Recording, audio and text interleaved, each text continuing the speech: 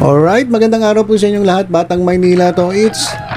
Kanina mga kababayan, merong dumaan dun sa wall ko sa feed na nagkataon hindi ko alam kung nagkataon o talagang sinadya ng Facebook na ipakita sa akin yung status ng buhay nung dalawang jowa ni Paulo Contis.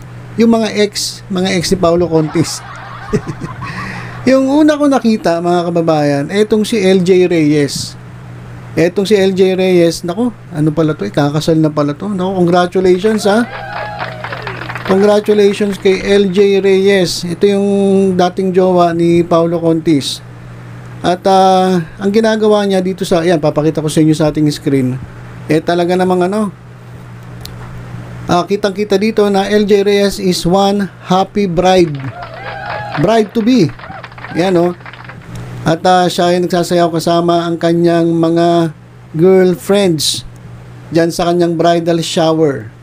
So ayan, kitang-kita naman natin talagang ini-enjoy ni LJ Reyes Ayan, sige.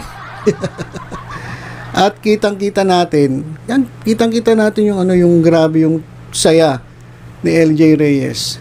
Ngayong wala na si Paulo Contis sa tabi niya. Ramdam na ramdam talagang may kita mo naman sa aura ng tao kung masaya, di ba? Naman yung sayaw ni LJ Reyes talagang bigay na bigay. Di ba? So siguro tuwan-tuwa siya at nagpapasalamat siya sa Diyos at wala na siya sa piling ni Paulo Contis. Hindi natin alam kung binibigyan ba ng sustento ni Paulo Contis yung mga anak niya kay LJ Reyes, kasi laging sinasabi ni Paulo Contis nasa korte na raw yan. Ang sa akin lang, bakit aabot pa sa korte? Diba? Responsibilidad mo sa anak mo, aabot pa sa korte. Ibig sabihin, kailangan magkadimandahan pa bago mo suportahan yung mga anak mo. Pangit naman nun. Diba? Kasi anak mo yun responsibilidad mo yun kahit di kayo nagkasundo nung nanay. Responsibilidad mo yun dahil anak mo yun. Tapos ngayon aabot pa, sabi niya dinahilan niya, huwag na natin pag-usapan yan kasi nasa korte na yan. Ayun nga, nakakabisit yung responsibilidad mo na talagang dapat ibinibigay mo, iaabot pa sa korte. Para nga talagang pinano pa niya talagang ibinulgar pa niya na nasa korte. Ibig sabihin, kinakailangan pa siya idemanda bago magbigay ng sustento. Ano ba naman yan, Paulo Contis? Bakit ganyan ka? At ito pa mga kababayan. Sabi ko sa inyo, hindi ko alam kung sinasadya to o sinasadya sinasadya ng Facebook na ipakita sa akin, meron ka na namang content kay Paulo Contis. Parang nagbibigay yung yung itong Facebook ng mapag-uusapan And by the way mga kababayan, meron tayong mga subscribers na talaga namang sipag-sipag na nagme-message sa atin ng mga bagong mga updates sa Itbulaga, dyan sa TBJ, basta may kinalaman po dito sa sa labanan ng Halusos at ng TBJ. So hindi ko na sila papangalanan, pero gusto kong magpasalamat sa inyo. Alam niyo na kung sino kayo. Sisipag talagang mayat maya dun sa messenger ko sa Batang Maynila Toids Facebook page mayat maya may dumadating na balita. Yung ibang mga pinag-usapan natin galing sa kanila. Kaya maraming salamat sa inyo. Wala pong yad ba yan libre lang po yan talaga naman pong nakakatuwa yung kanilang suporta. Kaya maraming salamat sa inyo saludo ako sa inyo. Yan nyo pagdating ng araw makakabayad din ako ng utang sa inyo. Alright, so pagkatapos nating makita talaga namang yung feel ni LJ Reyes yung kasiyahan dahil wala na si Paulo Contis. At dahil meron na siyang bagong partner at malalaman niyo sa isang taong talagang masayang-masaya. Sa ngiti pa lang talaga di ba? So, ito pa yung isa. Ito naman si Lian Paz. Alam naman natin na ito ay naging partner rin ni Paulo Contis. Etong matindi mga kababayan. Eto nga mga anak ni Paulo Contis dito kay former EB Babes member Lian Paz ay gustong palitan ang mga apelyido ng kanyang mga anak kay Paulo Contis. Ah, at dito, kung mapapansin ninyo, merong siyang post na kasama niya yung mga anak niya.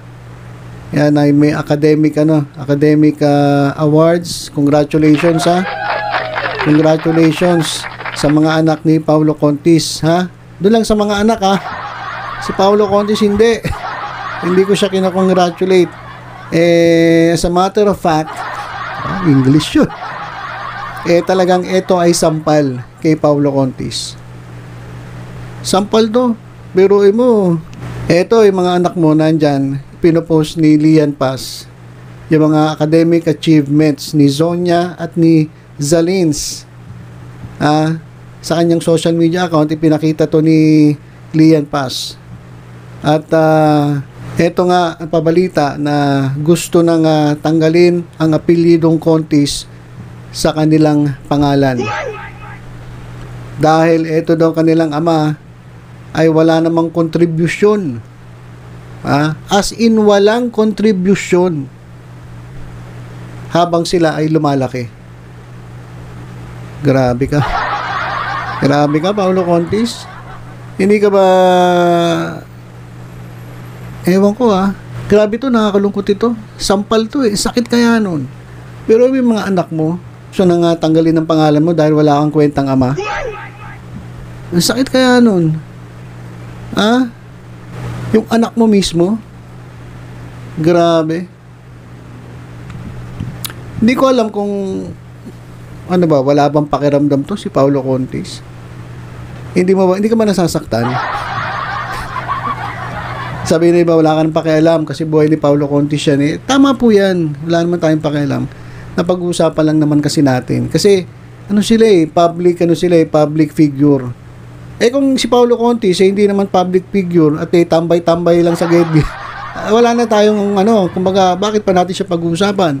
Pero the mere fact na siya isang public figure, tinitingnan ng mga tao, halimbawa, ginagaya ng mga tao, pinapalakpakan.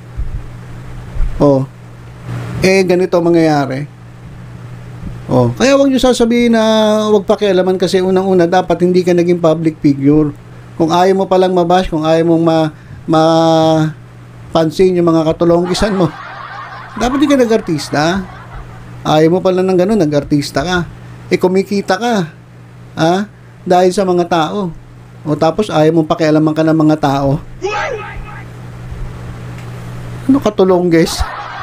Gusto mo kikita ka lang, pero kapag mali na yung ginagawa mo, ayaw mo nga pansinin ka ng mga taong nagbibigay sa'yo ng kinikita mo.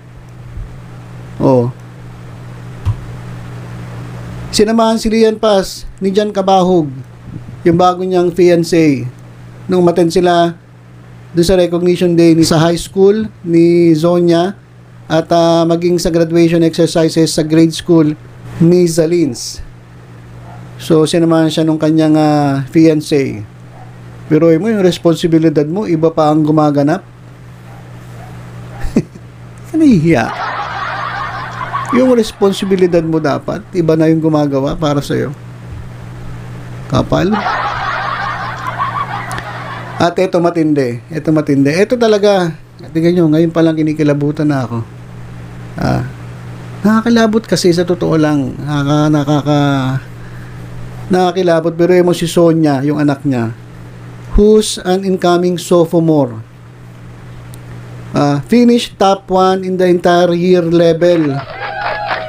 While Zalin, who graduated from elementary, received highest honors as well. Yung mga anak mo, yung Sonya, top 1, entire level, entire year level. Yung Zalin mo, elementary, nag-graduate elementary, highest honors, naka-receive ng mga highest honors. Itong mga to, pinabayaan mo. Kaya bilib ako kay Lian Paz. Kahit gano'n na nangyari sa kanya, kumbaga hindi siya tinulungan ni Paulo Contis sa pagpapalaki sa kanyang mga anak. Grabe. Talagang naitaguyod niya ang kanyang anak. At talagang hindi niya pinabayaan. Di mo matatalino. Grabe, inikilabutan ako. Hindi, sa totoo lang. Totoo lang, inikilabutan ako. Biruin mo, Tatalino ng anak mo, pinabayaan mo. Meron ka namang kakayanan. Nanlilibre ka nga eh. O dyan sa kasamahan mo. Nanlilibre ka eh. Sabi nga, malapiesta pa yung pinamili mong pagkain para dyan sa mga kasamahan mo. Pero tong anak mo, mga anak mo, nakakahiya. Ang gagaling pa naman, tatalino. Pinabayaan mo. Kaya nakakainis. Nakakahinayang. Ang sarap sana no, Paulo Contis, no, isipin mo. Kung ikaw yung nando, no. Isipin mo lang. Ikaw yung nando, no, yung mga anak mo. Ikaw yung nagsasabit ng mga medalya doon sa mga anak mo. Sarap ng pakiramdam no. Pero ngayon tingnan mo, yan si Lian Paz lang yung tumatayong magulang, at yung kasama niya ngayon yung kanyang fiancé, yun yung tumatayong ama ng dalawa mong anak.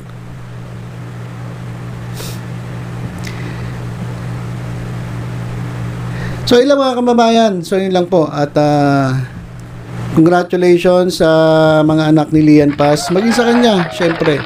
Dahil sa kabila nung ginawa sa kanya ni Paulo Contis ay hindi niya pinabayaan yung mga anak niya. Kasi iba minsan, diba, naging desperada na pinababayaan yung mga anak. Pero ito hindi. Tinaguyod niya. At ngayon, honors. Tapos si LJ Reyes naman, talaga namang kitang-kita natin yung kanyang kasiyahan sa kanyang bagong buhay, sa kanyang bagong magiging partner. So Paulo Contis, good luck na lang sa'yo. Enjoy mo na lang yung mga ginagawa mo ngayon. At dun sa jowa niya ngayon, mag-isip-isip ka na. Mag-isip-isip ka na, sa totoo lang. So ayun lang mga kababayan, ingat po tayong lahat. God bless.